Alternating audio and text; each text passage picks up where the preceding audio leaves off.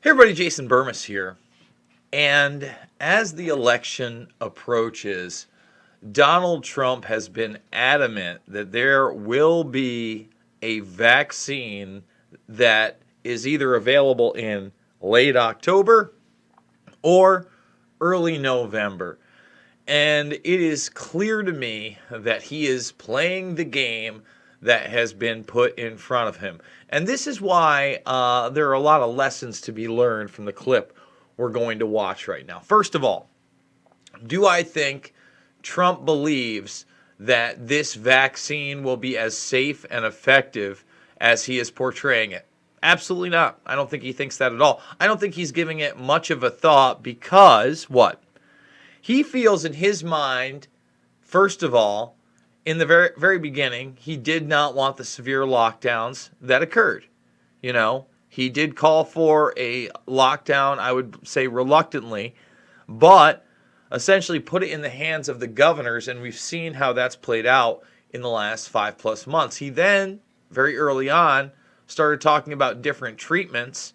And when he talked about, obviously, hydroxychloroquine, that was immediately demonized in the media, despite the fact that very recently, Louis Gohmert, a member of Congress, took the hydroxychloroquine, took the Zithromax, took, I believe, vitamin C, vitamin D, and inhaled steroids on top of that, and zinc, and he did recover. You didn't see much of that in the media. We covered it here, right?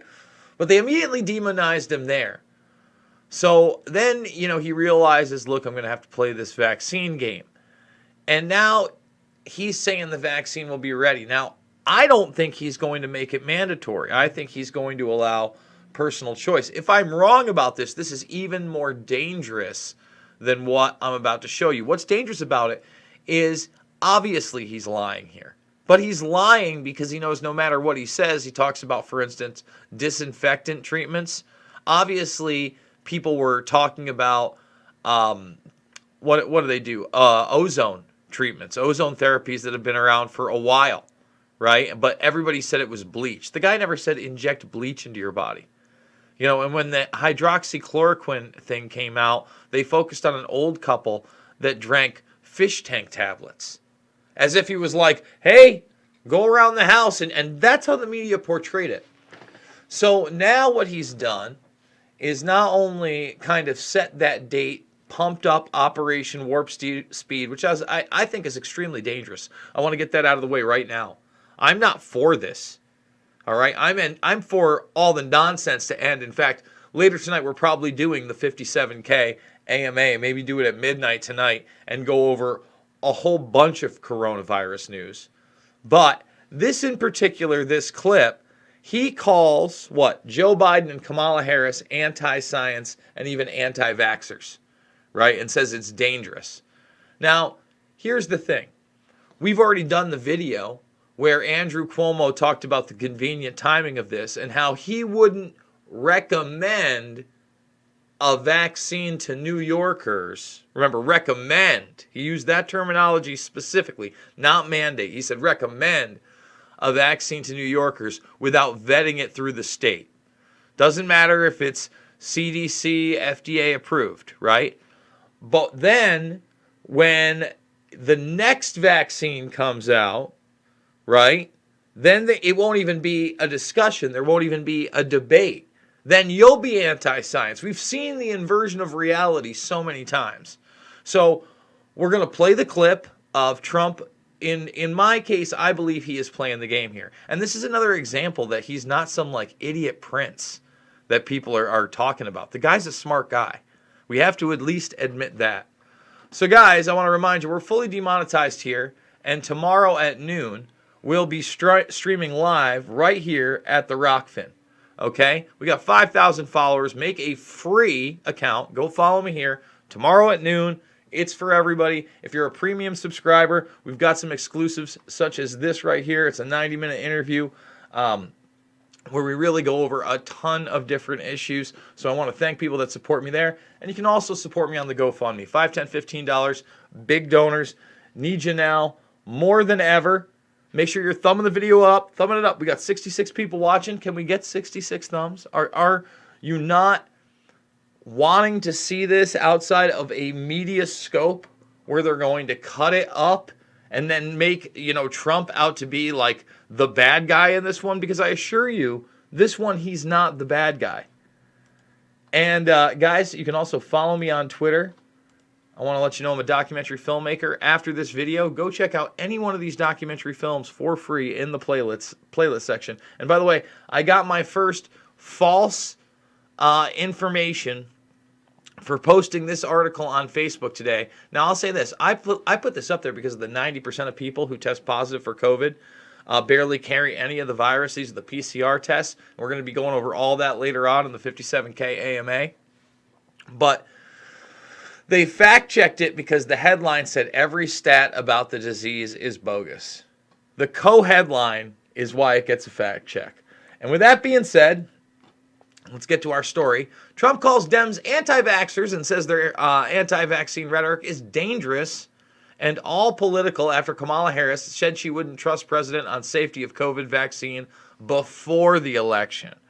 But you see, after the election, they'll probably still have an issue with it if somehow Trump just wins in a landslide and they can't do any of these nefarious plans that Whitney Webb and others have really, I wouldn't even say exposed, but documented their war games, documented what Hillary Clinton's saying, documented what Nancy Pelosi is saying outright. Do not concede under any circumstance. All right? So then after the election, they probably still won't trust the vaccine because they'll still want to lock everything down, which is insanity. When does this end? That's the question. Obviously, in my opinion, what Trump is trying to do here, just kind of like how he leaned into Q, right? Well, we are actually. When he leaned into Q, he's leaning into this one and Operation Warp Speed. So let's let the man speak for a couple minutes. And you see what's going on with the stock market, where it's in certain cases already setting records. The NASDAQ has set 17 records already, and this is as we're hopefully rounding the final turn in the pandemic. First, we'll end the pandemic under Operation Warp Speed. We've pioneered groundbreaking therapies, reducing the fatality rate 85% since April. So let's just stop it right here. Think about what he's saying to you.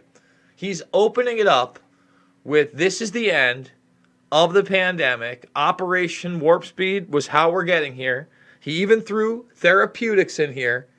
And at no point, maybe I missed it somewhere else, does he say that he would mandate any kind of vaccination. You don't hear that from the press very often. They don't like to talk about that. So the fatality rate, 85%. Think of that since April. The United States has experienced among the lowest case fatality rates of any major country in the world. And we are an absolute leader in every way. So, obviously the Democrats will jump on that, but really, we're not the only place right now with a case-demic. For instance, if you see this right here, see where that 3 is? Well, it actually goes down to 2 on September 6th, right? The number of deaths per day in the United Kingdom, you can see the death rate has plummeted there, but the cases have spiked. Oh, look at that. We have almost 3,000 cases now. You see how it's still been going up when that death rate is plummeting. Okay, but the headlines are Health Secretary Matt Hancock brands rise in UK coronavirus cases concerning as infections leap. They're getting their numbers, right? But again, the death rate has plummeted, and it's no longer even being discussed. So let's continue. Under my leadership, we'll produce a vaccine in record time. Biden and his very liberal running mate, the most liberal person in Congress, by the way, is not a competent person, in my opinion, would destroy this country and would destroy this economy, should immediately apologize for the reckless anti-vaccine rhetoric that they are talking right now, talking about endangering lives, and it undermines science. And what's happening is all of a sudden you'll have this incredible vaccine, and because of that fake rhetoric, it's a political rhetoric, that's all it is, just for politics, because now they see we've done an incredible job and in speed like nobody's ever seen before. This could have taken 2 or 3 years. So let's just stop. See how he's telling half-truths?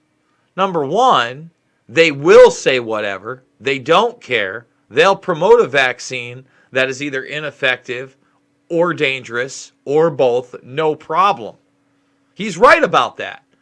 But to say that this vaccine won't be dangerous and that it will be effective, I believe also is false and shows you that he will lie. And he is absolutely lying, but he knows what he's doing. And I'm not giving him an excuse, right? Because this becomes ever more dangerous, you know, if in fact it's somehow mandated in certain areas or for certain things.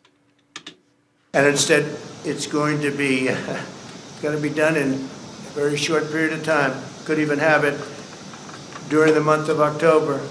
So contrary to all of the lies, the vaccine, that they're politicalized. They'll say anything. And it's so dangerous for our country what they say. But the vaccine will be very safe and very effective, and it'll be delivered very soon. You could have a very big surprise coming up. I'm sure you'll be very happy, but the people will be happy. The people of the world will be happy. Next, we'll return to unprecedented prosperity through our pro-American policies. So there, let's just stop it there. So remember, he opens it up with seeing rounding the corner of this thing, clearly showing he wants to reopen everything. So I believe he's going to put this out there. He's not going to try to mandate it. These guys are really betting on winning the election, no matter what. That's the thing. And I'm not pro-Trump. This wasn't a MAGA ad. I just exposed him as a liar. Because whatever they put out is not going to be effective and safe, in my opinion. There'll be no long-term studies. It would be impossible to say that. Okay? But on the same side, Cuomo, Harris, Biden, you know, first of all, Zombie Joe is just going to say whatever he can read at the moment. That's about it. Zombie Joe is not there. Anybody thinking that Zombie Joe is making decisions at this point, no, he's not. Okay? But Kamala Vampiris, you know, she's a sociopathic, social climbing danger to this country. Period. Okay? Period. That's what she is. So, guys, thumbs the video up, subscribe, and share. I think we're going to do the Ask Me Anything at midnight. I think we're going to throw that up there. We're going to do a big COVID-19 84 update. Remember, this is how I'm on the air. We've been demonetized for 5 months. We do it several times a day. I believe this is video either 3 or 4. We're going to do 4 or 5, I guess. And without you guys, we wouldn't be able to do it. So thank you so much for those that do donate. If not, share the links. DM somebody. Don't just post it. Say, hey, man, go check this out. And remember, if you're not following me on Rockfin, go create the free account. That's where I'm going to be if I get kicked off of that platform. And you can also support me there. Ring that notification bell. Check out the documentary films right here in the playlist section. Shade the Motion Picture, Invisible Empire, A New World Order Defined, Fabled Enemies, and Loose Change Final Cut. Those two are 9/11 films, and that anniversary is right around the corner. 19 years. I know it's distant history to some, but it's so important to figure out what actually happened on those days. It's not about left or right, guys. It's about right and wrong, and we are living through COVID-19 84. So good luck out there. I love you, and I'll see you on the flip side.